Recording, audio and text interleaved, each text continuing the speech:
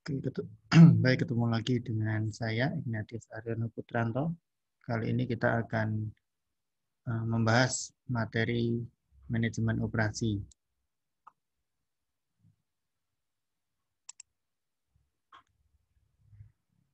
Di bukunya Heiser ini bab 2, judulnya Operation Strategy in a Global Environment. Jadi nanti di bab ini kita akan melihat bagaimana sih sebenarnya perusahaan-perusahaan yang beroperasi secara global, dalam artian bisa jadi dia memproduksi barang dengan dengan bantuan beberapa negara untuk menghasilkan produk tersebut, atau perusahaan tersebut membuka cabangnya di negara lain dan lain sebagainya. Jadi nanti di sini teman-teman akan melihat untuk perusahaan-perusahaan yang beroperasi secara global seperti itu, strategi operasinya bagaimana. Nah, sehingga nanti teman-teman akan bisa mendapatkan bayangan, akan bisa mendapatkan gambaran yang lengkap. Bagaimana proses manajemen operasi untuk perusahaan-perusahaan yang berada di lingkungan global atau yang beroperasi secara global. Nah, ini chapter outline-nya. Jadi nanti yang pertama kita akan melihat dulu studi kasus sebagai pembuka dari chapter yang kedua ini. Kalau di chapter 1 kemarin studi kasusnya itu yang diajukan adalah Hard Rock Cafe. Kalau sekarang di bab 2 yang menjadi opening case-nya adalah salah satu produsen pesawat terbang yang terkenal di dunia. Nah, kita tahu produsen pesawat terbang itu ada Airbus, Boeing, dan lain sebagainya. Nah, kali ini nanti yang akan diangkat adalah Boeing. Tentu teman-teman juga sudah familiar gitu ya, karena Indonesia juga termasuk salah satu konsumen dari Boeing ini. Nanti akan kita lihat secara lebih detail apa yang terjadi dengan Boeing dan kenapa dia dimasukkan sebagai kasus di bagian atau bab yang kedua ini terkait dengan global environment. Oke, kemudian outline berikutnya ya. Yang pertama nanti kita akan bicara tentang global view of operations and supply chain. Jadi bagaimana sih aktivitas operasi dan rantai pasokan kalau kita bicara dalam tataran atau dalam konteks global. Kemudian yang kedua, ini sebenarnya tentu teman-teman juga sudah sangat familiar, developing missions and strategies. Jadi perusahaan yang bergerak di lingkungan global pun tentu tetap harus memiliki misi dan strategi yang akan mereka lakukan sehingga nanti tujuan mereka dapat tercapai. Kemudian yang ketiga, achieving competitive advantage through operations, ya, bagaimana caranya untuk meraih keunggulan kompetitif melalui aktivitas operasi dalam skala global. Kemudian yang keempat, issues in operation strategy. Nanti kita akan melihat ada isu-isu apa saja ketika kita bicara tentang strategi operasional, ya, strategi operations. Kemudian yang kelima, masih bicara tentang strategi, ya, tetapi di sini lebih menekankan pada strategi development and implementation. Jadi bagaimana sebaiknya perusahaan itu mengembangkan strategi yang mereka miliki. Bagaimana caranya mengembangkan dan mengimplementasikan strategi yang mereka miliki. Kemudian yang keenam ini kita akan bicara tentang strategic planning, core competencies, and outsourcing, ya. Perencanaan strategik itu seperti apa, kemudian yang dimaksud dengan core competencies atau kompetensi-kompetensi inti itu apa saja, serta kita sering mendengar aktivitas outsourcing, ya, alih daya. Nah, nanti bagaimana konteks outsourcing dalam manajemen operasi. Kemudian yang terakhir, outline yang terakhir untuk chapter yang kedua adalah kalau perusahaan itu mau memilih untuk melaksanakan aktivitasnya dalam konteks global, opsi-opsi strategi apa saja yang akan bisa dipilih.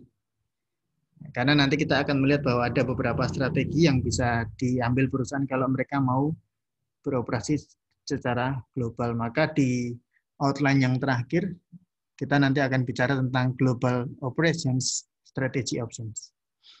Nah, itu kira-kira chapter outline-nya dalam bab 2 manajemen operasi. Sekali lagi, ini saya ambil dari bukunya Heiser, ya. Heiser and Render tahun 2017. Oke, di video yang pertama ini saya akan memaparkan tentang opening case yang tadi saya sampaikan ya, tentang Boeing nih. Kenapa kok Boeing dimasukkan dalam kasus pembuka di chapter yang kedua ini ketika kita bicara tentang aktivitas perusahaan secara global. Maka dari judulnya, ya, Boeing's Global Supply Chain Strategy Yields Competitive Advantage. Nah, dari judulnya ini kita akan mendapatkan gambaran yang lebih lengkap. Sebenarnya strategi supply chain Boeing yang seperti apa sih? Kok pada akhirnya di sini dikatakan strategi supply chain globalnya Boeing itu bisa memberikan atau berdampak pada meningkatnya competitive advantage-nya Boeing. Nah, yang ada di video saya, ini ada gambar pesawat Boeing, dan ini secara spesifik saya sesuaikan dengan artikelnya, karena kita tahu Boeing ini sudah punya banyak produk ya.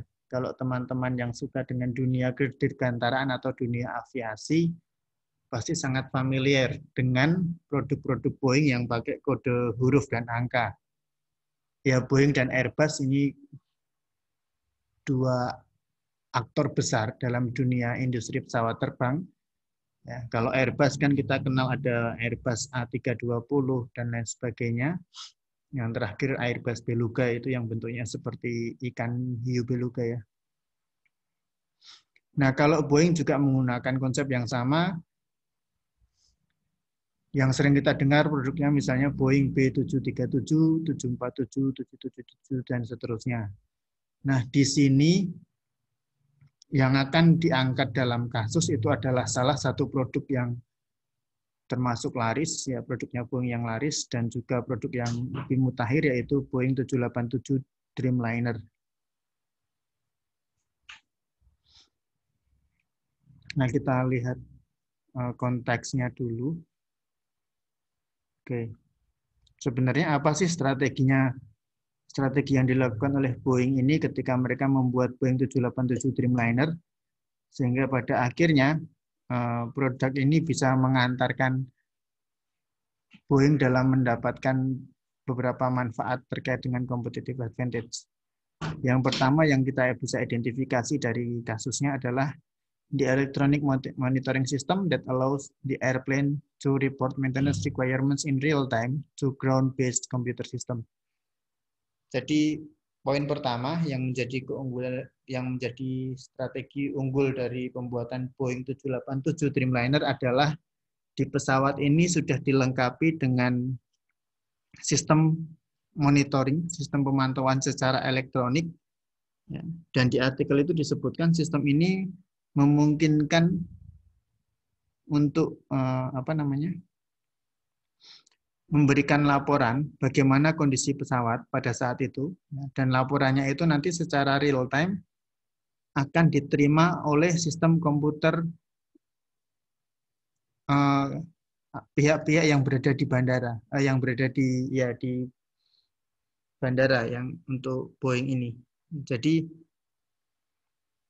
sistem komputer yang di bandara atau di perusahaannya Boeing ini bisa langsung mendapatkan report pada saat itu juga bagaimana kondisi dari masing-masing pesawat Boeing 787 Dreamliner. Tentu ini menjadi salah satu keunggulan karena yang namanya report maintenance secara real time itu akan sangat berdampak positif bagi maskapai itu sendiri, ya, bagi perusahaan itu sendiri, karena mereka bisa mengetahui bagaimana kondisi sebenarnya dari setiap pesawat yang mereka miliki. Kemudian strategi yang kedua yang bisa meningkatkan competitive advantage-nya Boeing adalah Boeing's collaboration with General Electric and Rolls-Royce has resulted in the development of more efficient engines. and an emissions reduction of to 20%. Jadi di sini Boeing tidak melupakan yang namanya kolaborasi. Jadi kalau teman-teman mengambil mata kuliah sistem informasi manajemen, ada satu bagian yang membahas mengenai kolaborasi.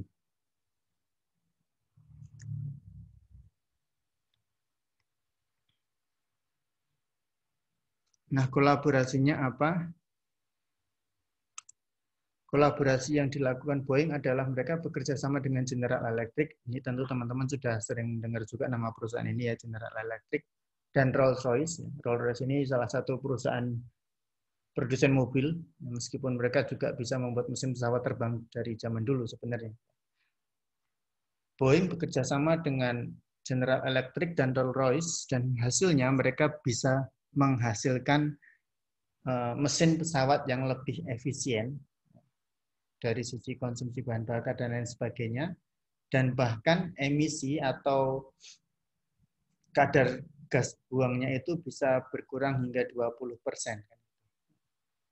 Tentu ini juga hal yang positif karena artinya kalau semakin kecil emisinya berarti kita bisa mengatakan pesawat ini semakin ramah lingkungan. Mobil-mobil di Eropa pun sekarang juga sudah menggunakan standar emisi yang seperti itu. Kemudian yang ketiga, strategi yang ketiga yang bisa kita identifikasi yang menjadi keunggulan dari Boeing 787 Dreamliner adalah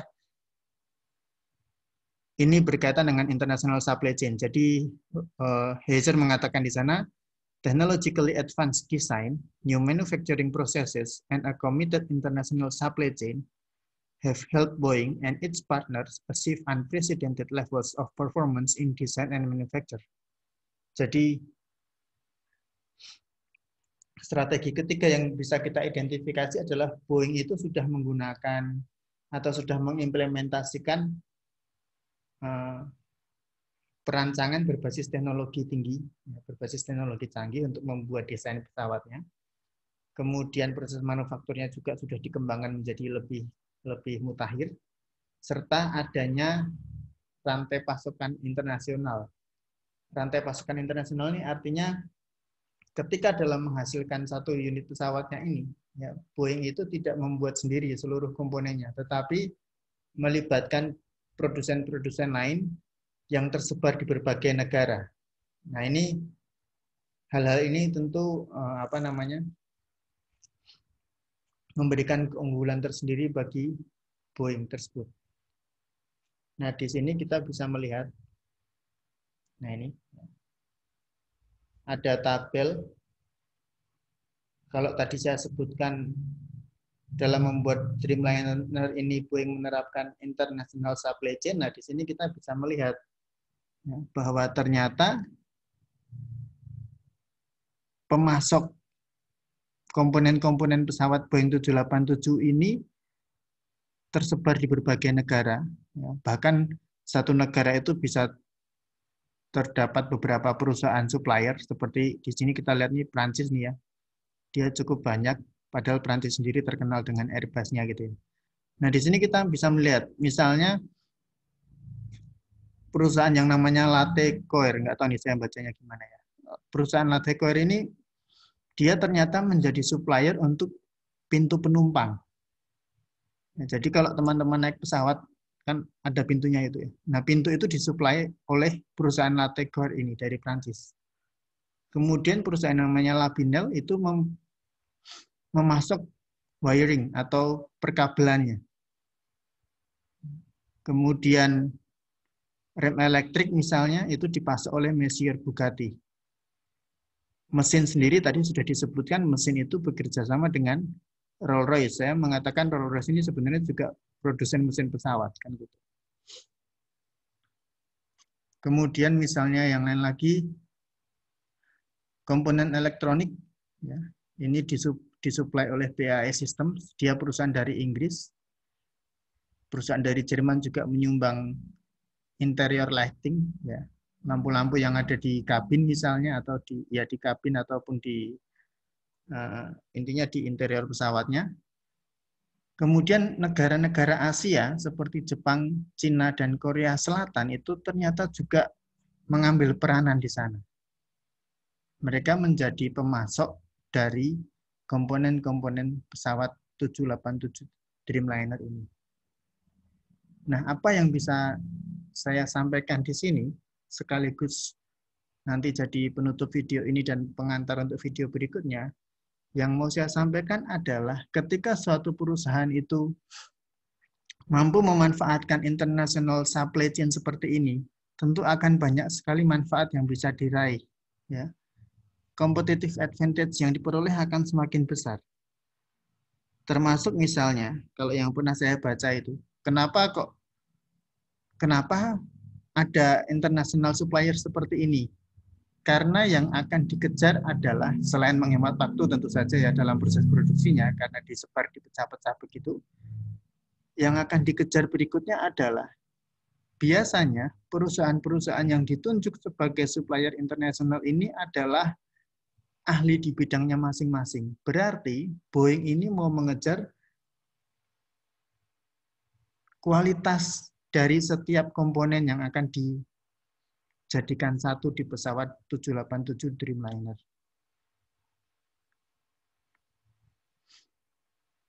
Maka kalau kita lihat beberapa perusahaan di sini, ya, kalau nanti teman-teman mencari informasinya, ini adalah perusahaan-perusahaan yang memang terkenal dengan produk-produk yang mereka sumbangkan itu. Jadi Boeing tentu tidak asal memilih rekanannya, tidak asal memilih international supplier-nya apa. Tetapi mereka sudah menggunakan beberapa pertimbangan. Yang utamanya pertimbangannya adalah apa sih yang menjadi keahlian dari setiap international supplier ini.